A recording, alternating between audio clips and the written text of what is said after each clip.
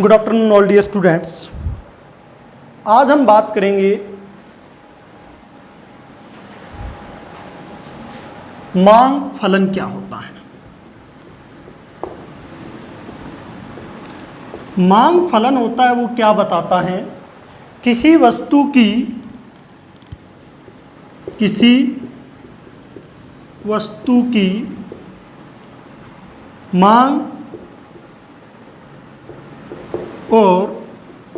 और उसके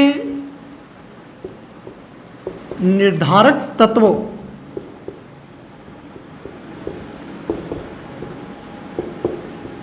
के बीच संबंध बताता है। यानी मांग फलन है वो क्या करता है, किसी वस्तु की मांग और उसके निर्धारक तत्वों के बीच संबंध बताता है। यानी कोई भी वस्तु है उसको कौन कौन से ऐसे तत्व हैं, फैक्टर हैं जिसको डिमांड को निर्धारित करते हैं। कैसे, देखिए यहाँ पर हम बात करेंगे कि मांग फलन भी दो प्रकार का होगा। जिस प्रकार हमने बात की थी कि मांग अनुसूची और मांग वक्र दो प्रकार का होता है, व्यक्तिगत मांग फलन और बाजार मांग फलन। व्यक्तिगत मांग फलन यानी एक व्यक्ति के द्वारा किसी वस्तु की जो मांग की जाती है वो किन किन तत्वों पर निर्भर करती हैं। और बाजार मांग फलन में हम बात करेंगे कि किसी वस्तु की बाजार के सभी उपभोक्ताओं के द्वारा जो डिमांड की जाती है वो किन किन तत्वों से प्रभावित होती हैं। तो सबसे पहले हम बात करेंगे व्यक्तिगत मांग फलन। व्यक्तिगत मांग फलन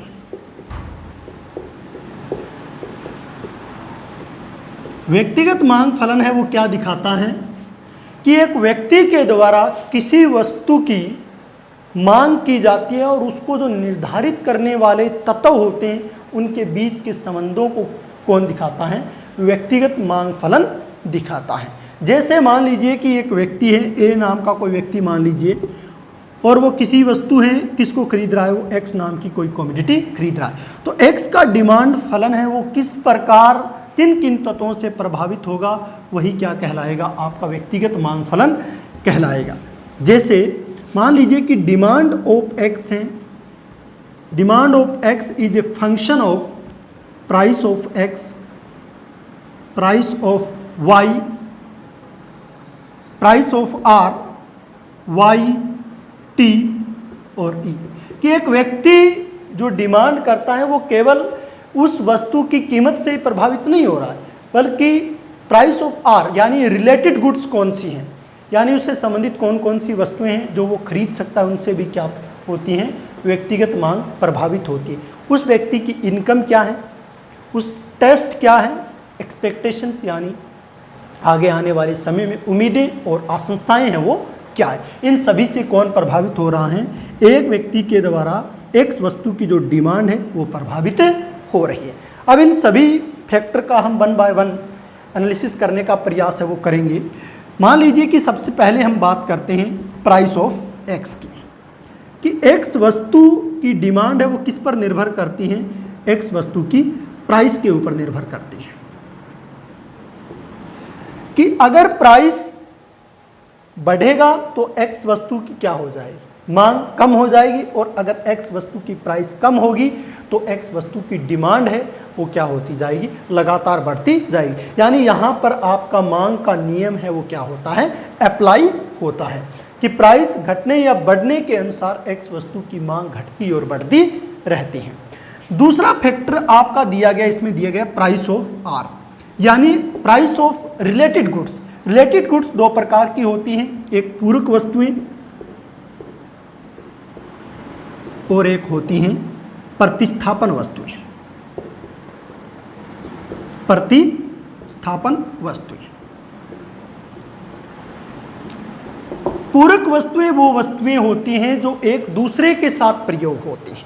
जिस प्रकार पेन और स्याही, कि अगर आपके पास पेन यूज करना चाहते हैं तो आपको स्याही की जरूरत पड़ेगी, और बिना पेन की आप स्याही का प्रयोग नहीं कर सकते, यानी पेन और स्याही दोनों का एक साथ प्रयोग होगा। तो पूरक वस्तुएं वो वस्तुएं भी होती है जिसको आप दूसरी इकोनॉमिक पॉइंट ऑफ व्यू से समझना चाहे तो इस रूप में समझ सकते हैं कि मान लीजिए कि हम बात करते हैं पेट्रोल और कार की बात कर लेते हैं, जो आप आसानी से समझ जाओगे कि अगर पेट्रोल के प्राइस बढ़ेंगे तो कार की मांग कम हो जाएगी। क्यों?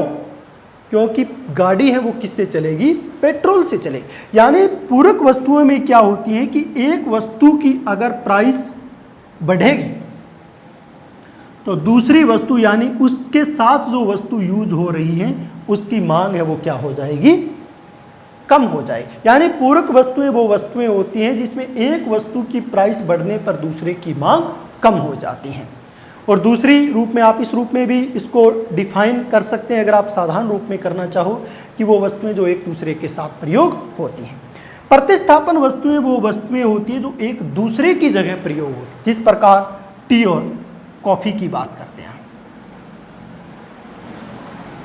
टी और कॉफ़ी है वो एक दूसरे की जगह प्रयोग होती है। यानी अगर मान लीजिए कि टी की प्राइस बढ़ जाती है, क्या हो जाती है?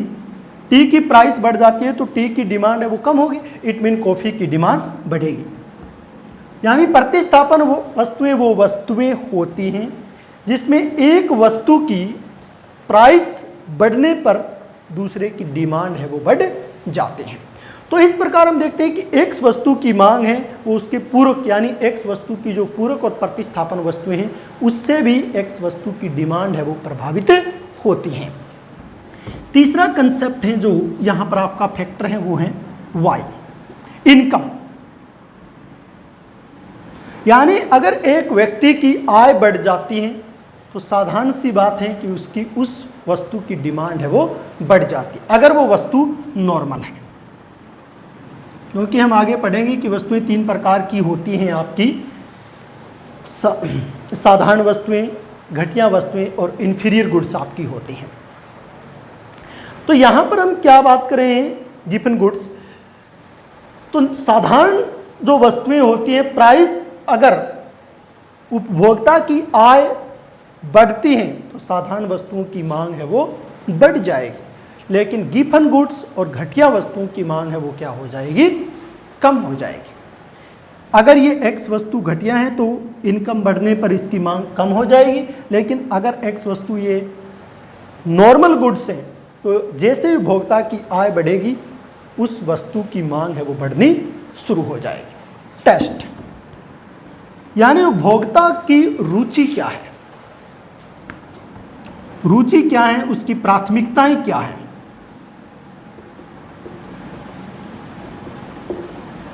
अगर किसी वस्तु के प्रति उपभोक्ता की रुचि बढ़ जाती है तो हो सकता है प्राइस बढ़ने पर भी उसकी डिमांड बढ़ा दे, क्योंकि रुचि है वो मांग को प्रभावित करती है कि जिस वस्तु के उपभोक्ता को आदत हो जाती है या उसको लत लग जाती है तो प्राइस घटने या बढ़ने पर, बढ़ने के बावजूद भी उसकी डिमांड बढ़ सकती है।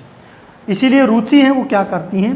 उस व्यक्ति की मांग को प्रभावित करती हैं। ई, एक्सपेक्टेशंस, यानी आने वाले समय के अंदर आपकी संभावनाएं क्या हैं। अगर मान लीजिए कि उपभोक्ता को ये लगता है कि आने वाले समय के अंदर एक्स वस्तु की प्राइस बढ़ सकती है तो वो वर्तमान में इस वस्तु को अधिक खरीदना शुरू कर देगा। और अगर उसको लगता है कि आने वाले समय के अंदर उस वस्तु की मांग है वो कम होगी, प्राइस कम होगी, तो वो क्या कर सकता है? अपनी मांग को भविष्य के लिए स्थगित कर सकता है, यानी पोस्टपोन कर सकता है। तो इस प्रकार हमने देखा कि व्यक्तिगत मांग फलन को प्रभावित करने वाले कई फैक्टर हैं कि उस वस्तु की प्राइस क्या है, जो संबंधित वस्तु हम खरीद रहे हैं, हम price of x, related goods की प्राइस क्या है, उपभोक्ता की आय क्या है, उपभोक्ता की रुचि क्या है, और उसकी एक्सपेक्टेशंस यानी उसकी उम्मीदें या उसकी संभावनाएं हैं वो भविष्य के लिए क्या है।